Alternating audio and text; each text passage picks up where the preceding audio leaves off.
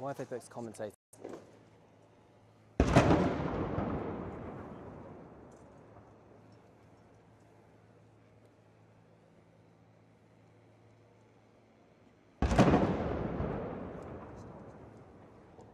Yes. Yep.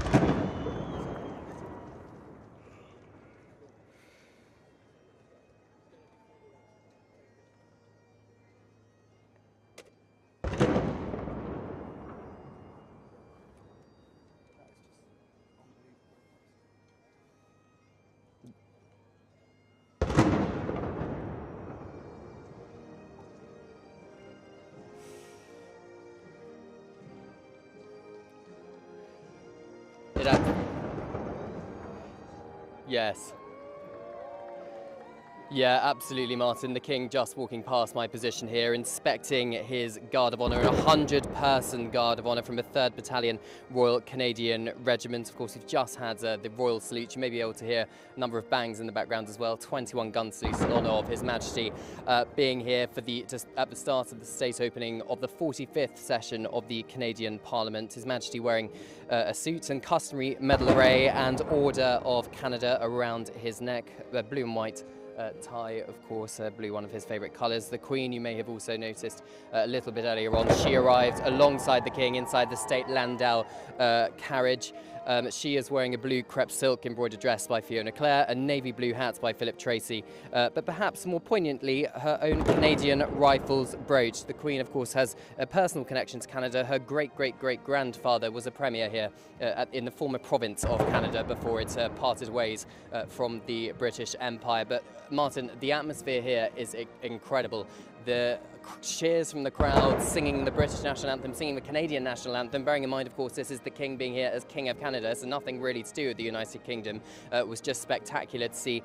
Even Mark Carney, the Prime Minister, King again just walking past my position, even Mark Carney, the Prime Minister, got cheers from the crowds here. Of course, he's the one who is involved to open Parliament, elected very recently largely on an anti-Trump ticket, as President Trump has voiced his desire for Canada to become the 51st state of the United States of America, effectively annexing the country. But the King being here, of course, is a strong reminder to Canadians and those south of the border that it is King Charles who is head of state here in Canada. His Majesty just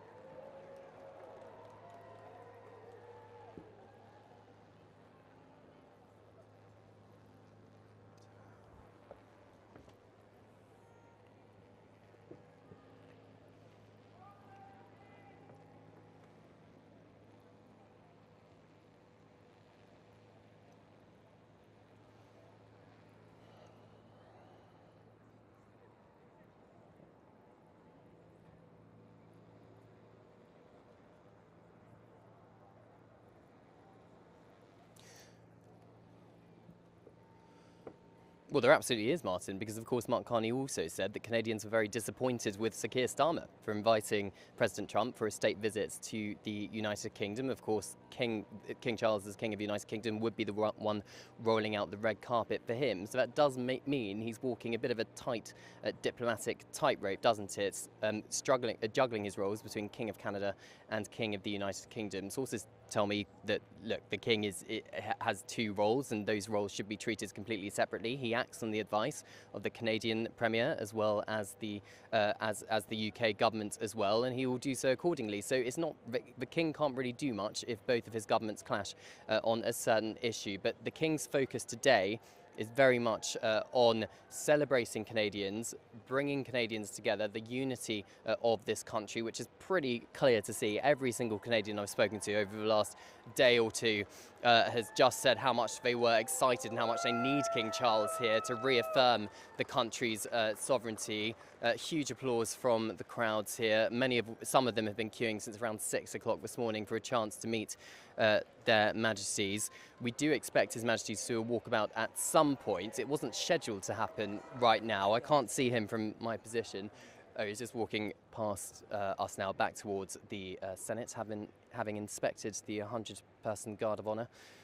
And he'll be making his way into the Senate building. This building is a temporary Senate. It's an old train station because the current Parliament is being refurbished at the moment. So the King just standing on the dais and thanking the military personnel for the spectacular Guard of Honour pomp and pageantry.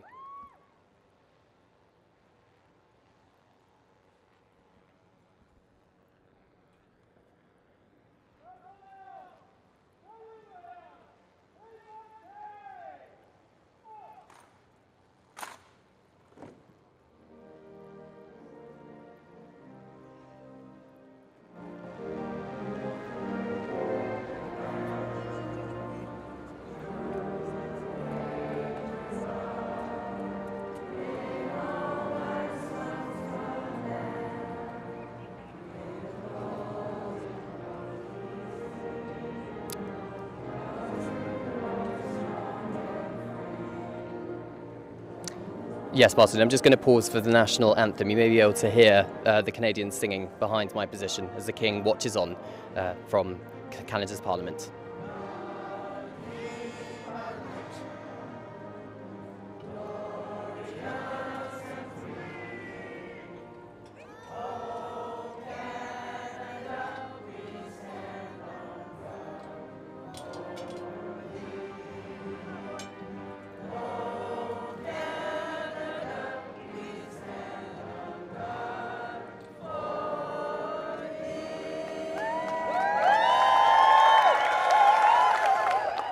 Well, there you have it, Martin. I mean, you can just hear the atmosphere here, can't you? An incredibly patriotic nation of Canadians here sharing this moment with their head of state as he goes into the Senate to deliver a speech on behalf of his government, led by Prime Minister Carney, accompanied by Her Majesty the Queen there, the Governor-General of Canada, Mary Simon, the Prime Minister Mark Carney, a number of equerries as well.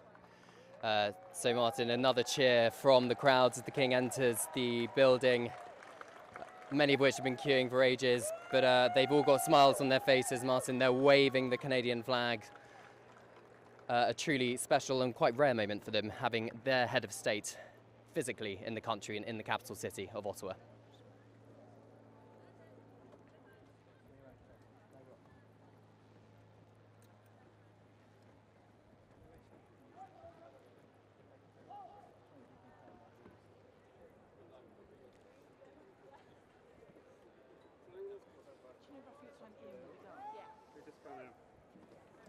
I think there's no one here realised where we'd go.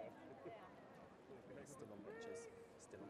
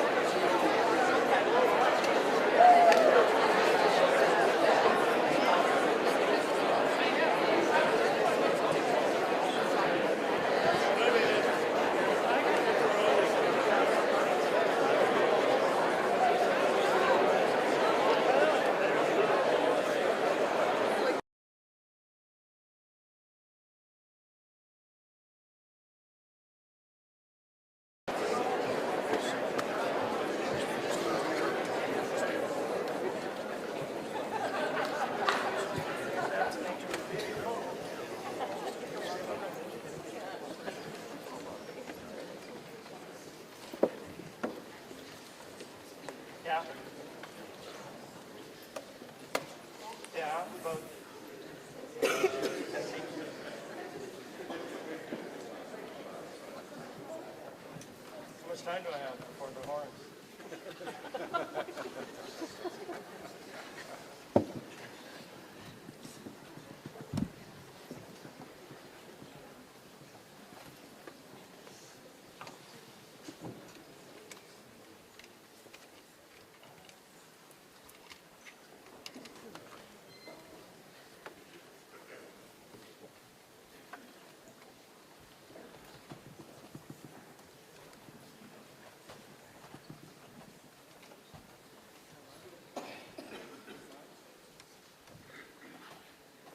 No, you want a band?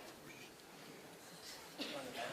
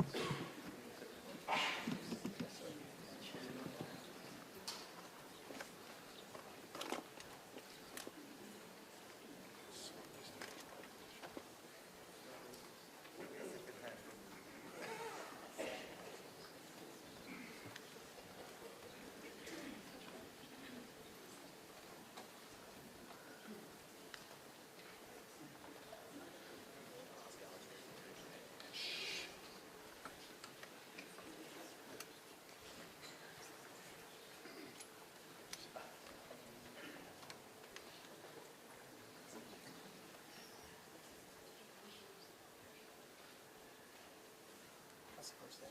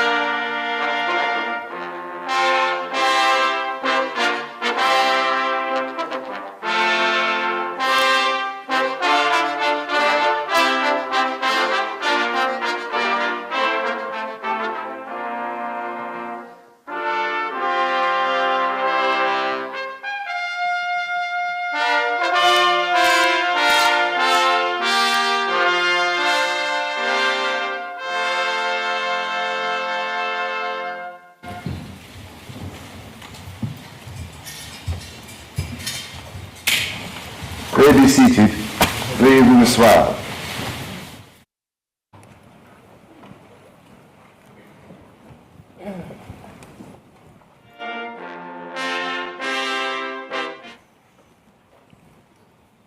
Usher of the Black Rod, you will proceed to the House of Commons and acquaint that House that it is the pleasure of His Majesty the King that they attend him immediately in the Senate chamber. Huissier du bâton noir, rendez-vous à la Chambre des communes et informez-la que c'est le plaisir de Sa Majesté le Roi que les communes se rendent immédiatement auprès de lui dans la salle du Sénat.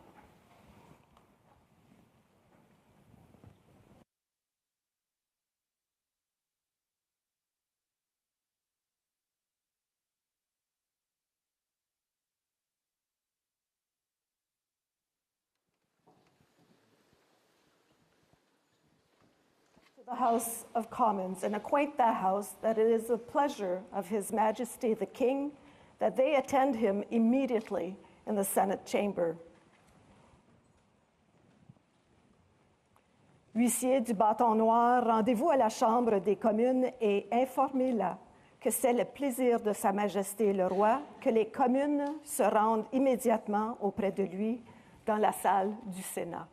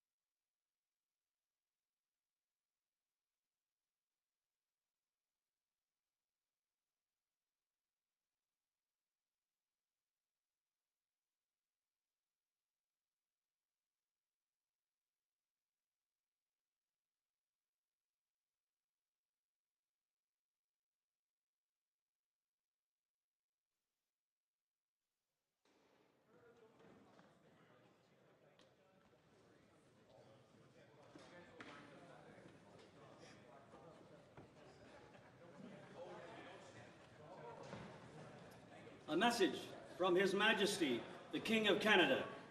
Un message de Sa Majesté, le Roi du Canada.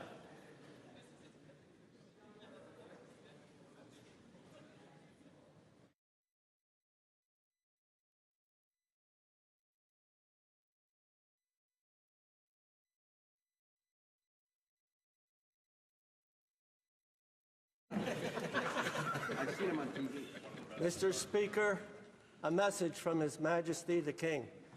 Monsieur le Président, un message de Sa Majesté le Roi. Admit the messenger. Faites entrer le messager.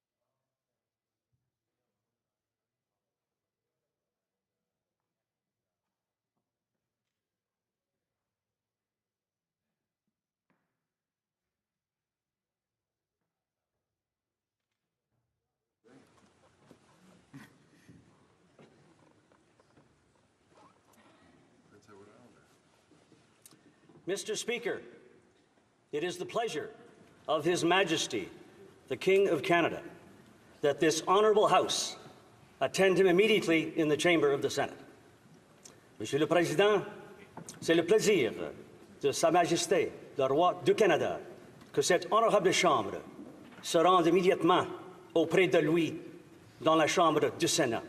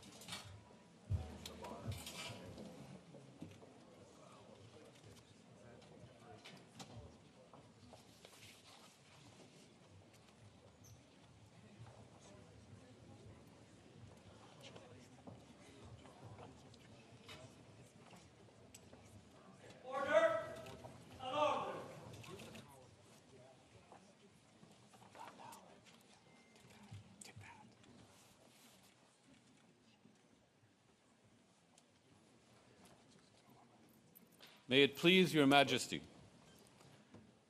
the House of Commons has elected me their Speaker, though I am but little able to fulfill the important duties thus assigned to me. If in the performance of those duties I should at any time fall into error, I pray that the fault may be imputed to me and not to the House of Commons, whose servant I am, and who, through me, the better to enable them to discharge their duty to their king and country, humbly claim all their undoubted rights and privileges, especially that they may have freedom of speech in their debates, access to Your Majesty's person at all seasonable times, and that their proceedings may receive from Your Majesty the most favorable construction. Qu'il plaise à Votre Majesté. La Chambre des communes m'a élu président, bien que je sois peu capable de remplir les devoirs importants qui me sont par là assignés. Si dans l'exécution de ces devoirs, il ne m'arrive jamais de faire une erreur, je demande que la faute me soit imputée et non aux communes, dont je suis le serviteur et qui, en vue de s'acquitter le mieux possible de leurs devoirs envers le roi et le pays, réclament humblement, par ma voix, la reconnaissance de leurs droits et privilèges incontestables, notamment la liberté de parole dans leurs débats, ainsi que l'accès auprès de la personne de Votre Majesté en tout temps convenable, et demande que Votre Majesté veuille bien interpréter de la manière la plus favorable leurs délibérations.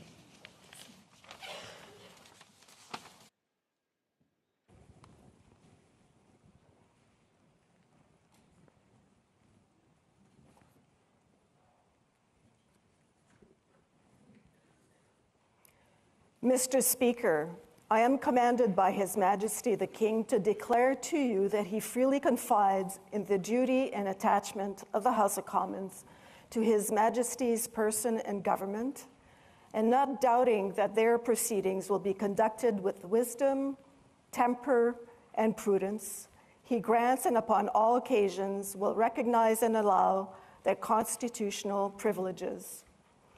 I am commanded also to assure you that the Commons shall have ready access to His Majesty upon all seasonable occasions, and that their proceedings, as well as your words and actions, will constantly receive from Him the most favorable construction.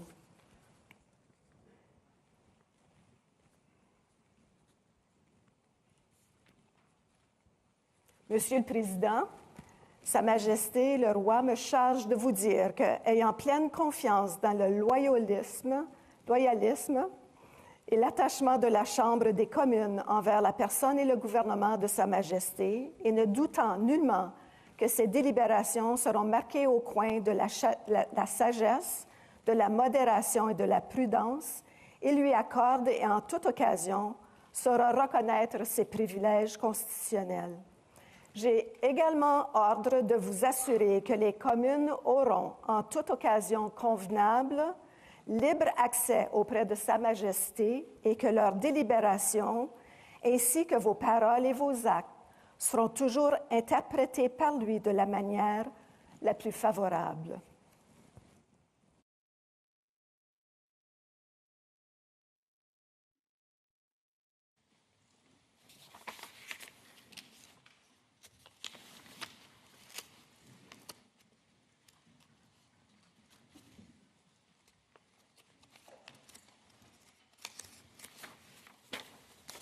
Honourable Senators, members of the House of Commons, it is with a deep sense of pride and pleasure that my wife and I join you here today as we witness Canadians coming together in a renewed sense of national pride, unity and hope. I would like to acknowledge that we are gathered on the unceded territory of the Algonquin and Anishinaabe people. This land acknowledgement is a recognition of shared history as a nation, while continuing to deepen my own understanding. It is my great hope that in each of your communities and collectively as a country, a path is found toward truth and reconciliation in both word and deed. This is my 20th visit to Canada, spread over the course of more than half a century, and my first as sovereign. As I've said before, every time I come to Canada, a little more of Canada seeps into my bloodstream, and from there straight to my heart. I've always had the greatest admiration for Canada's unique identity, which is recognized across the world for bravery and sacrifice in defense of national values and for the diversity and kindness of Canadians. To the First Nations, Inuit and Métis peoples, you have welcomed my family and myself to your traditional lands with great warmth and hospitality, for which I am humbly grateful. This year, we mark the 80th anniversary of VE Day and VJ Day. On Juno Beach, at Dieppe, on the Somme, at Beaumont-Hamel, at Ypres, and on Vimy Ridge. At those places and many others, forever etched into our memories, Canadians fought and died alongside our closest allies. Aujourd'hui, je vois des élus venant d'un bout à l'autre du Canada, de Saint-Jean's à Terre-Neuve et Labrador, de Victoria en Colombie-Britannique et d'Arviat au Nunavut. Je vois des gardiens des droits et libertés garantis par la Charte canadienne. En tant que roi, je tiens à vous remercier de vous mettre au service de vos compatriotes, d'un bout ou l'autre de ce grand et beau pays. You speak for your communities, representing an incredible richness of cultures, languages, and perspectives. We owe it to this generation and those who succeed us to think and act for the greater good of all. While the world faces unprecedented challenges, generating uncertainties across the continents with regards to peace and stability, economics and climate change, your communities have the skills and determination to bring a wealth of solutions. En encourageant la collaboration et en tenant des débats respectueux et constructifs, vous permettrez à ce gouvernement d'agir de façon audacieuse et juste pour le bien des Canadiens et des Canadiennes. It has been nearly 70 years since the Sovereign first opened Parliament. In the time since, Canada has dramatically changed, repatriating its constitution, achieving full independence, and witnessing immense growth. Canada has embraced its British, French, and Indigenous roots and become a bold, ambitious, innovative country that is bilingual, truly multicultural, and committed to reconciliation. The Crown has for so long been a symbol of unity for Canada. It also represents stability and continuity from the past to the present. As it should, it stands proudly as a symbol of Canada today in all her richness and dynamism. When my dear late mother, Queen Elizabeth II, opened a new Canadian Parliament in 1957, the Second World War remained a fresh, painful memory. The Cold War was intensifying. Freedom and democracy were under threat. Canada was emerging as a growing economic power and a force for peace in the world. In the decades since, history has been punctuated by epoch-making events: the Vietnam War, the fall of the Berlin Wall, and the start of the War on Terror. Today, Canada faces another critical moment. Democracy, pluralism, the rule of law, self-determination, and freedom are values which Canadians hold dear, and ones which the government is determined to protect. The system of open global trade that, while not perfect, has helped to deliver prosperity for Canadians for decades, is changing. Canada's relationships with partners are also changing. Il nous faut confronter la réalité. Depuis la Deuxième Guerre mondiale, notre monde n'a jamais été aussi dangereux et instable. Le Canada fait face à des défis qui, dans nos vies, sont sans précédent. Many Canadians are feeling anxious and worried about the drastically changing world around them. Fundamental change is always unsettling. Yet this moment is also an incredible opportunity, an opportunity for renewal, an opportunity to think big and to act bigger, an opportunity for Canada to embark on the largest transformation of its economy since the Second World War. A confident Canada, which has welcomed new Canadians, including from some of the most tragic global conflict zones, can seize this opportunity by recognizing that all Canadians can give themselves far more than any foreign power on any continent can ever take away. And that by staying true to Canadian values, Canada can build new alliances and a new economy that serves all Canadians. The Prime Minister and the President of the United States, for example, have begun defining a new economic and security relationship between Canada and the United States, rooted in mutual respect and founded on common interests, to deliver transformational benefits for both sovereign nations.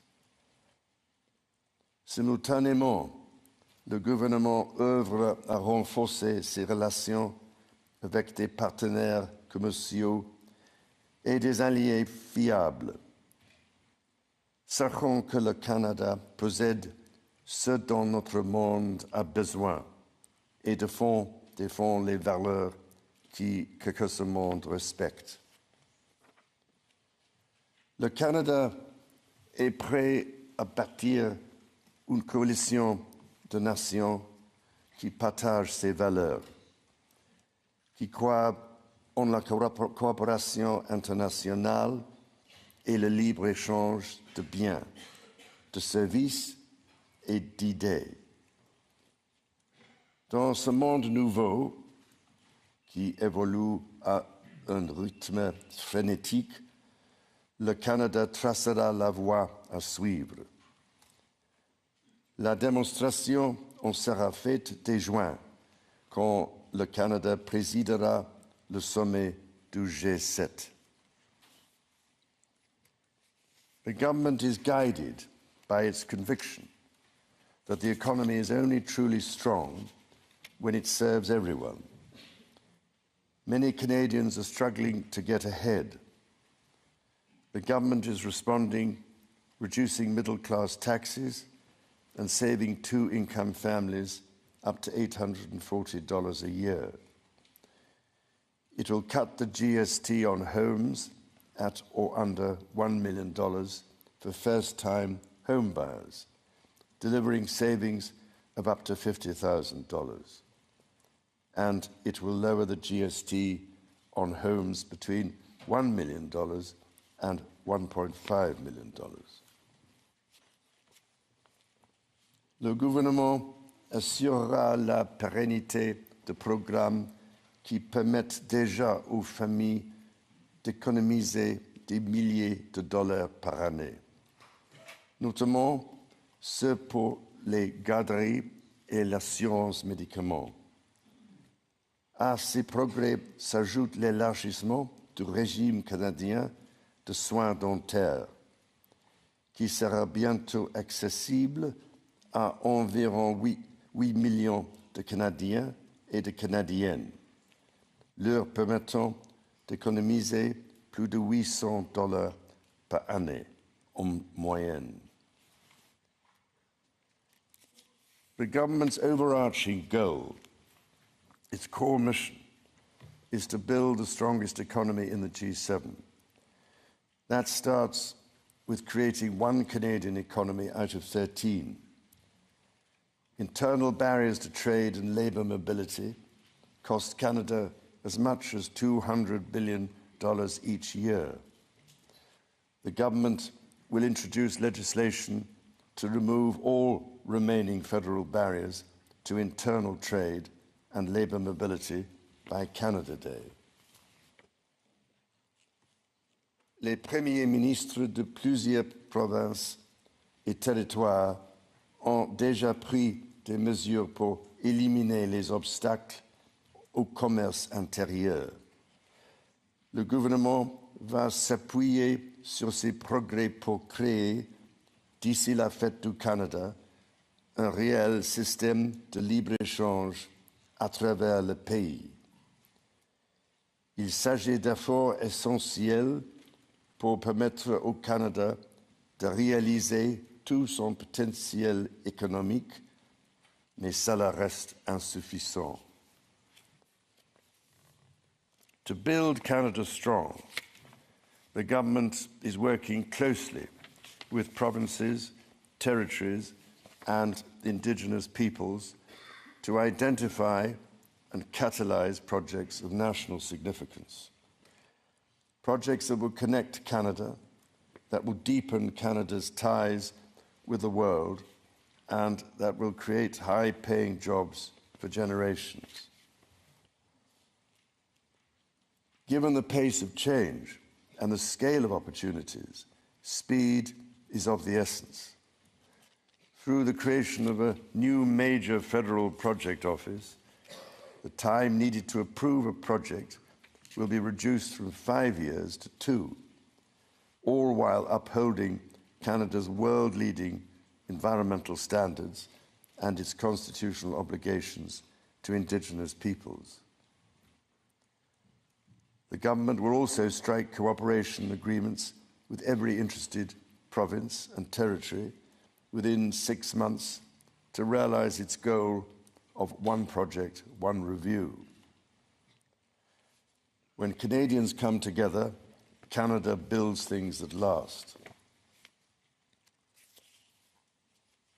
Éliminer ces obstacles qui freinent l'économie canadienne permettra l'avènement d'une nouvelle ère de croissance grâce à laquelle le Canada va non seulement surmonter des guerres commerciales, mais en émerger plus fort que jamais. Cela lui permettra de devenir une superpuissance en matière d'énergie verte et conventionnelle, de bâtir une stratégie industrielle qui rendra le Canada plus compétitif à l'international, tout en luttant contre les changements climatiques, de bâtir des centaines de milliers de bonnes carrières dans les métiers spécialisés, et donc de faire du Canada une plaque tournante pour la science et l'innovation.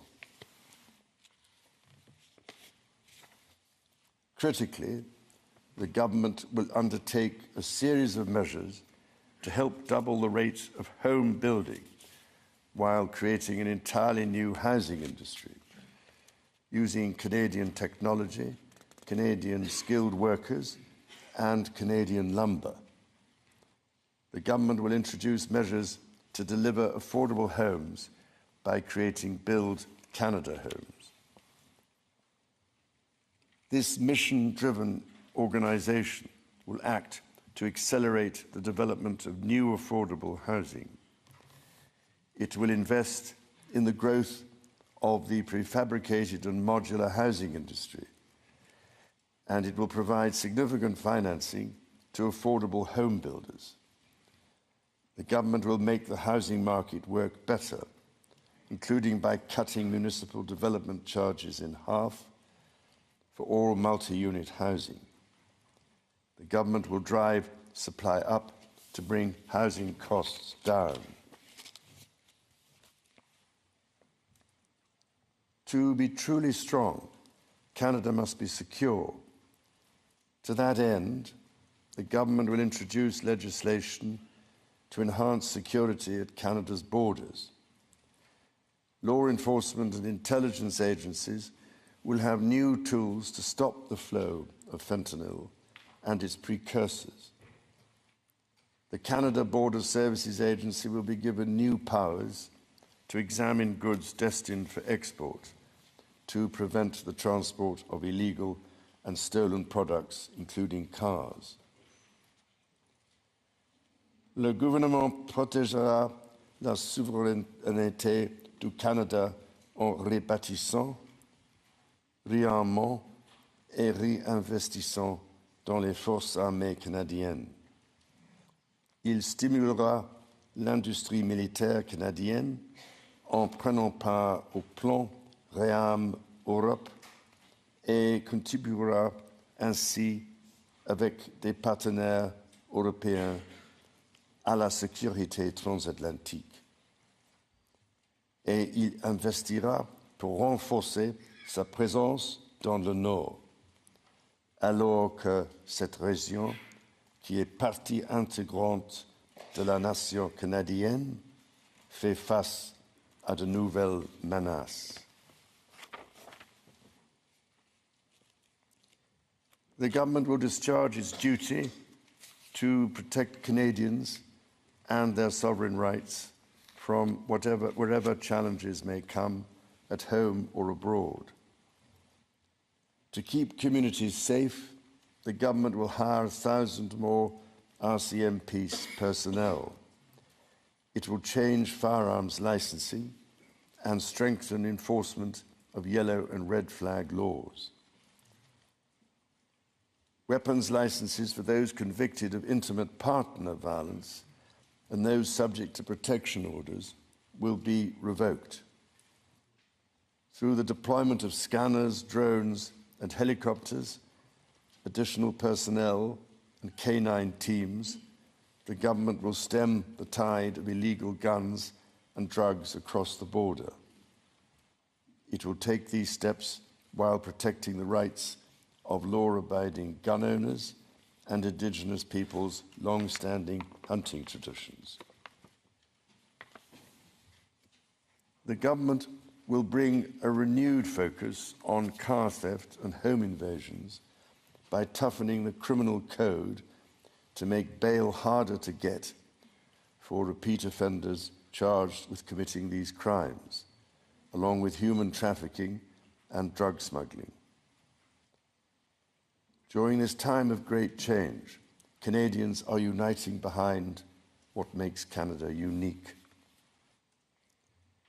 La langue française et la culture québécoise sont au cœur de l'identité canadienne. Elles définissent le pays que les Canadiens, les Canadiennes et moi aimons tant. Le Canada est un pays où l'on respecte et célèbre les langues officielles et les langues autochtones. Le gouvernement est déterminé à protéger les institutions qui font rayonner ces cultures et cette identité dans le monde entier, comme CBC Radio-Canada. Protéger ce qui nous donne accès à des aliments frais, sains et de qualité les producteurs agricoles et protéger la gestion de l'offre. Nature is core to Canada's identity. In 2022, Canada convened COP15 in Montreal, which concluded with 196 countries striking a historic agreement to protect 30% of their lands and 30% of waters by 2030. To this end, the government will protect more of Canada's nature than ever before through the creation of new national parks, national urban parks, marine protected areas, and other conservation initiatives. The government will always protect the rights and freedoms that the Charter guarantees for every Canadian. The government will be a reliable partner to Indigenous peoples, upholding its fundamental commitment to advancing reconciliation. Central to this commitment is the creation of long-term wealth and prosperity with Indigenous peoples. For that reason, the government will double the Indigenous Loan Guarantee Program from $5 billion to $10 billion, enabling more Indigenous communities to become owners of major projects.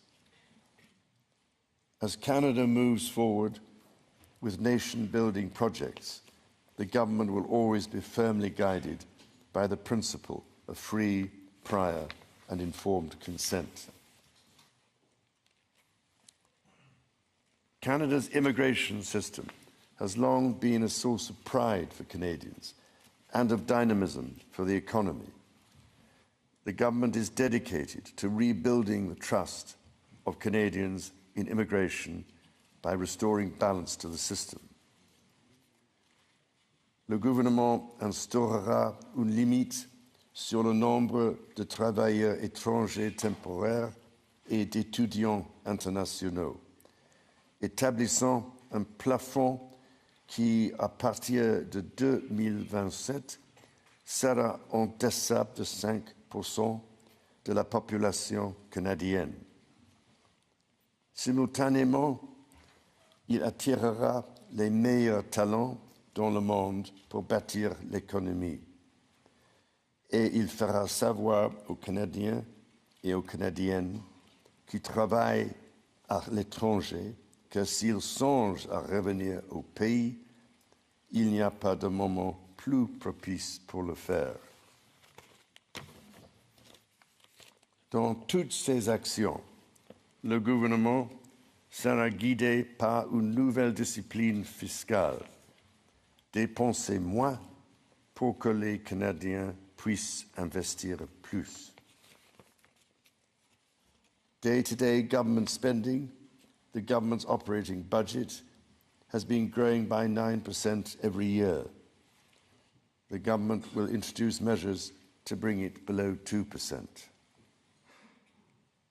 Transfers to provinces, territories, or individuals will be maintained. The government will balance its operating budget over the next 3 years by cutting waste, capping the public service, ending duplication, and deploying technology to improve public sector productivity. In parallel, the government will take a series of measures to catalyse new investment, to create better jobs and higher incomes for Canadians. The scale of the government's initiative will match the challenges of our times and the ambitions of Canadians. Honourable Senators, members of the House of Commons, when my dear late mother addressed your predecessors 7 decades ago, she said that in that age and against the backdrop of international affairs, no nation could live unto itself. It is a source of great pride that in the following decades, Canada has continued to set an example to the world in her conduct and values as a force for good. À vous et à l'ensemble du peuple canadien, mon épouse et moi-même adressons nos sincères remerciements pour cet accueil des plus chaleureux. As the anthem reminds us, the true North is indeed strong and free.